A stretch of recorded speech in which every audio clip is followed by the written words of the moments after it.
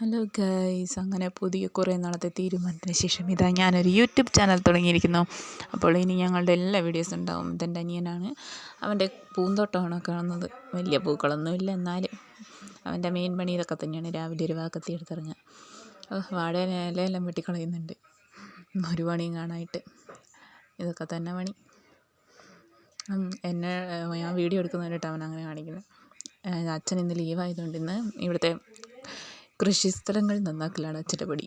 അച്ഛൻ തടവെടുത്തുകൊണ്ടിരിക്കുന്നു.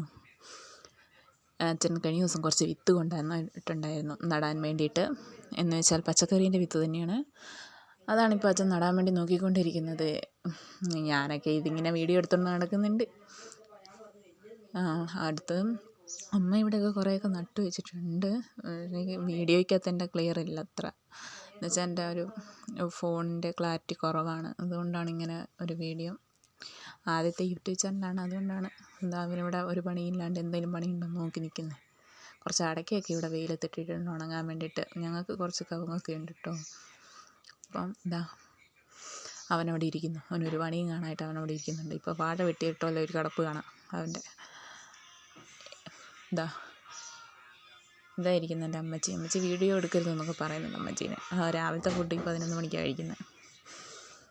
അങ്ങനെ അതായിരിക്കുന്നു. ഒരു പണി കേട്ടായിട്ട് അവിടെ പോയിരിക്കുന്നുണ്ട്. എന്താക്കുക എന്തോ. വാഴ വെട്ടിയിട്ടല്ലേ കിടക്കുന്നു. അപ്പം അമ്മ ഇനി ഫുഡിൻ്റെ കാര്യങ്ങൾ നോക്കുന്നതാണ്. അമ്മ ഉച്ചത്തേക്കുള്ള. അപ്പം ഞങ്ങൾ ഉള്ളിൽ വെക്കാത്തതെന്ന് വെച്ചാൽ ഉള്ളിൽ പുകയൊക്കെ ആവുന്നതുകൊണ്ടാണ് ഇപ്പോൾ പുറത്ത് വെച്ചേക്കുന്നത്.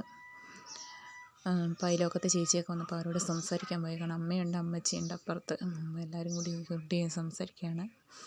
അപ്പോൾ ഗൈസ്, എൻ്റെ യൂട്യൂബ് ചാനൽ എല്ലാവരും സബ്സ്ക്രൈബ് ചെയ്യണം. ഇതെൻ്റെ അനിയത്തിയാണ്. അവൾക്ക് നാളെ മാറ്റി ഓടിപ്പോയിട്ടുണ്ട്. ഇനി അടുത്ത വീഡിയോ കാണുന്നവരെ ബൈ.